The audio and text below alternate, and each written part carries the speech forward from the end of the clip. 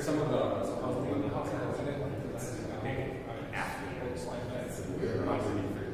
the jacket out. Yeah.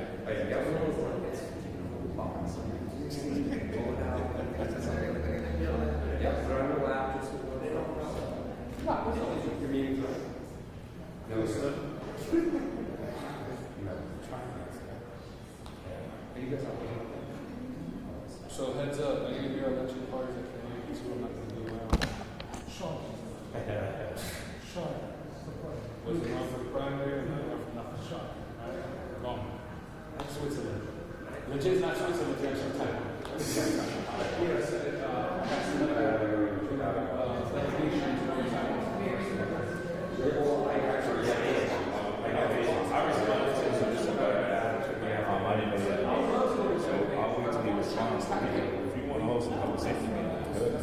I'm just hoping that the process.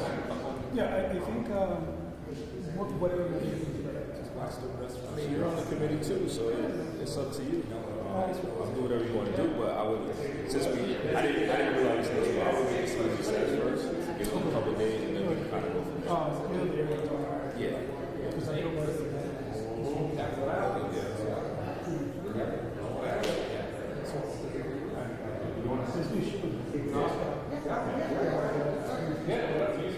Let's see what he says.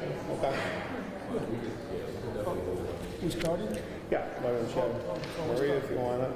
And you're ready.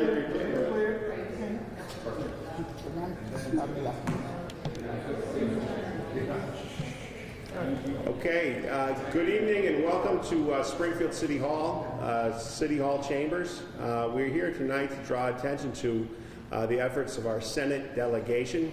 We are joined tonight with Senator Adam Gomez, Springfield resident and Springfield's state senator, along with his colleague Jake Oliveira, Senator Oliveira.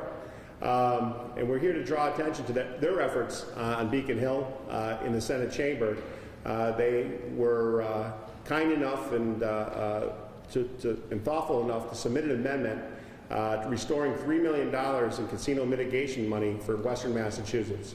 10 years ago, when the casino legislation was passed and the voters approved the legislation, it came with a caveat that the legislation would have casino mitigation impact money to pay for impacts to the city of Springfield like traffic and crime. And not only is the city of Springfield a beneficiary of that impact money, the towns of Ludlow, Wilbraham, East Longmeadow, and even Holyoke are recipients of impact funds.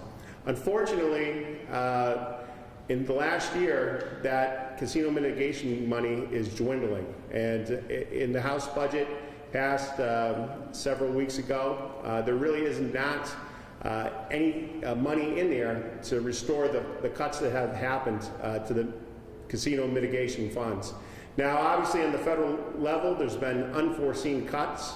That said, the state of Massachusetts has $8 billion in its rainy day stabilization fund. And next year, coming to the state of Massachusetts is the World Cup soccer matches by FIFA. And there was included in the House budget $10 million for mitigation funds for FIFA soccer. And so as city councilors, we are basically of the mindset, if there's mitigation money for FIFA soccer, why shouldn't there be mitigation money for the city of Springfield in Western Massachusetts? And so we're here tonight to have an emergency city council meeting at 5 o'clock where we're passing a resolution in support of Senator Gomez's efforts and Senator Oliveira's efforts to restore casino funding to Springfield and Western Massachusetts. Now I'm joined here tonight by my colleagues, and I'm going to have my colleagues in the City Council speak briefly. Then I'm going to have the senators come up and they can give us a synopsis of what's going to happen tomorrow in the budget debate. To my left, we have Ms. Maria Perez, Ward 1 City Councilor. Ms. Perez, if you want to say a few words. I just want to give personally thanks for Senator Adam Gomez and Jake Oliveira to taking the leadership of fighting for this cause, because it's a very, very well-needed cause. When it comes to the neighborhood that I represent, it means a lot. Thank you so much. Mr. Victor DeVilla. Thank you, Councilor Curran. Good afternoon, everybody. I'm Springfield City Councilor Victor Davila from Forest Park, and I also joined this effort.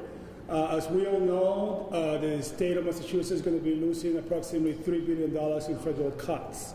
And it's going to be a matter of time before here in the city of Springfield that we feel the impact.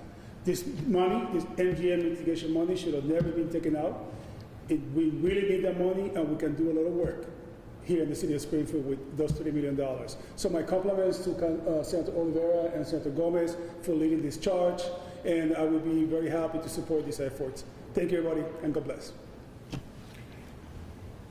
Next, Ward 5 City Councilor, LeVar Click Bruce. Thank you, Councilor Curran. Also, I'm going to echo what my colleagues already said to Senator Oliveira and Senator Gomez.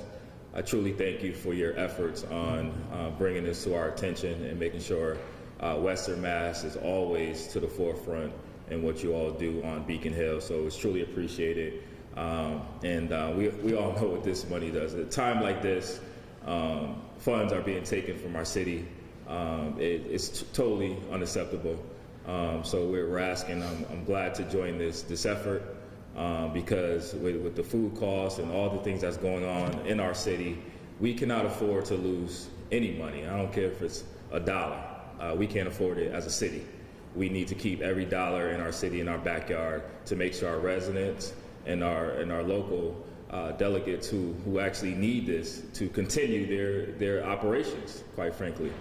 So we need this money. Again, I echo back to my senators for thinking of Springfield, and thank you, Councilor Curran, for picking this up on the City Council. Thank you. Next, we have Ward 3 City Councilor Melvin Edwards. Just like to echo many of the sentiments that my colleagues in government have spoken of, giving much thanks and appreciation to the Senate leadership, here Mr. Oliveira and Senator Gomez. Everything everybody said, I agree with. We can't afford to lose a penny of dollars, and we're deserving of these funds.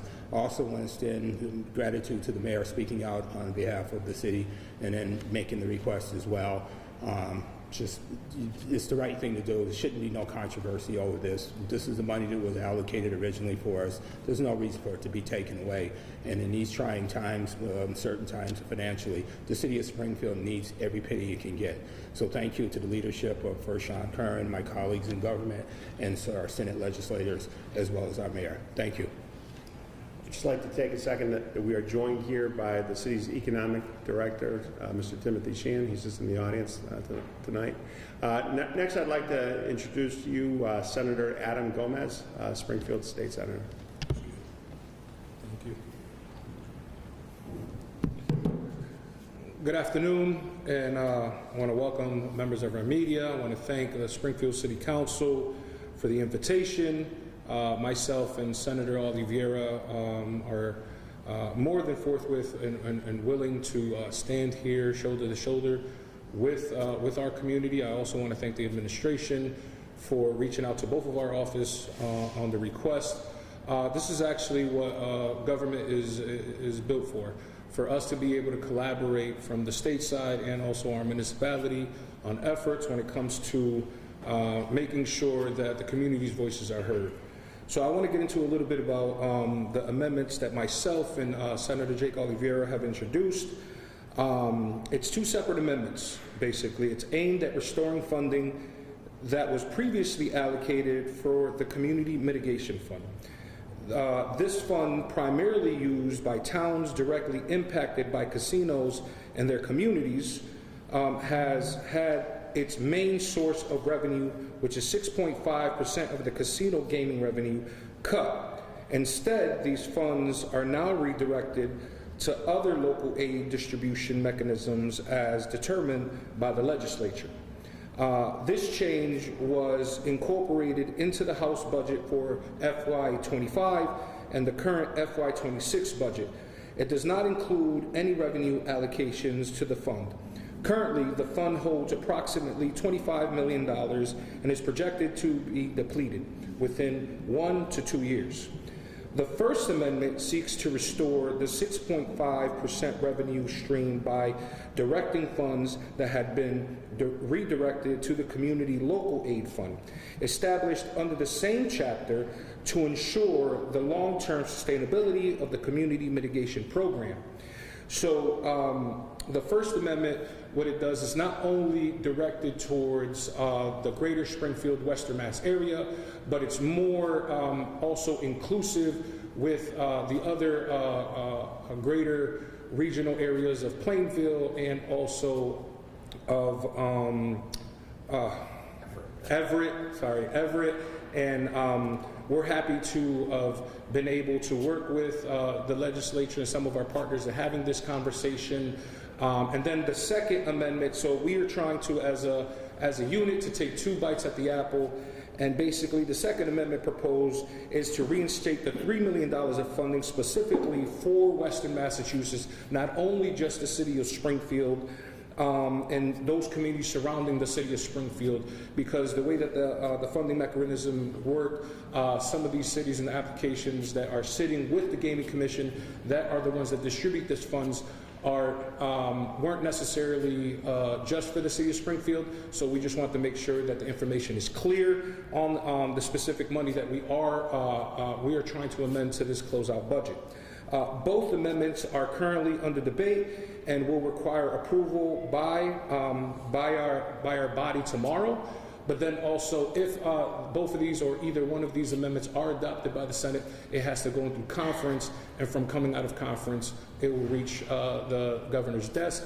And hopefully, if those different steps happen, the governor will sign, and it will come back to us for us to make it law. So with that, I would like to introduce my colleague, my partner here in the city of Springfield, Western Massachusetts, Senator Jake Oliveira, to tighten up the belts and whistles and to speak a little bit more over on exactly what we're trying to accomplish here for the community in Western Massachusetts. Senator Oliveira. Thank you, Senator Gomez. It's a proud day to partner with you to make sure that we get dollars flowing to Western Massachusetts. I want to thank the city councilors standing behind me today, including Councilor Curran, who has brought this issue to the forefront of the council, to Mayor Sarno and his team for continuing to be in conversation with us in the legislature. We are all about regional equity here in Western Massachusetts to make sure that we get our fair share of funding. And because of that, we have continuously advocated for increased local aid because we understand the pressures that are coming out from the federal government. We understand the cuts that are impacting our communities. We understand the cuts that are impacting our state level. And every dollar that flows into the city of Springfield is essential to provide the services that our residents expect out of their government. That is why the Community Mitigation Fund in casino gaming is so important for the city of Springfield and surrounding communities, because it provides those resources that are necessary in order to improve certain areas of our government, including public safety, our roadways, workforce development.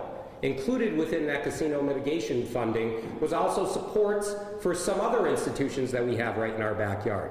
Things like HCC right up the road that has a program focused on supporting workers that might be coming down and working at MGM.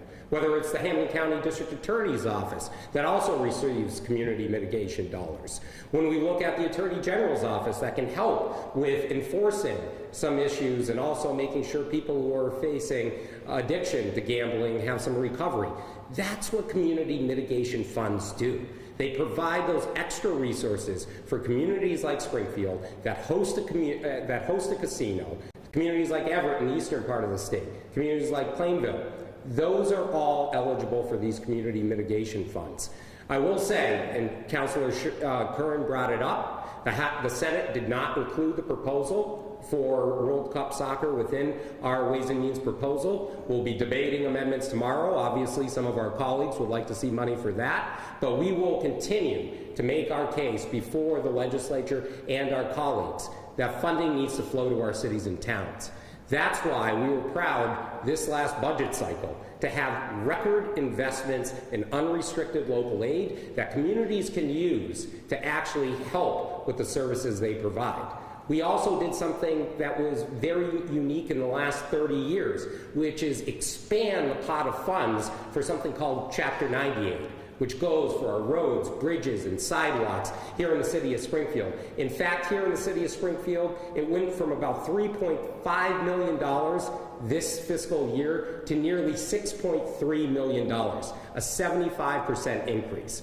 That's what the legislative delegation here in the city of Springfield is continuing to fight to do, to bring back those resources. And even if we are not successful tomorrow, the fight to get these community mitigation funds back to cities like Springfield will not end there, and we will continue to press the Healy administration, continue to press our colleagues to ensure that resources flow to Western Massachusetts. Thank you. Thank you, Senator. And now that everyone had their opportunity to speak, if there's any questions from the press to any of the members present, certainly now would be the time. So with that, we appreciate you coming to the Springfield City Chambers, and we thank you very much for your time and your coverage of this story, as is important to the city of Springfield as our progress moving forward. Thank you very much, and this concludes the press conference. Following this press conference, we will have an emergency city council meeting of the whole, which we will vote on a resolution supporting the amendment that Senator Gomez and Senator Oliveira are introducing tomorrow. Thank you. Excellent.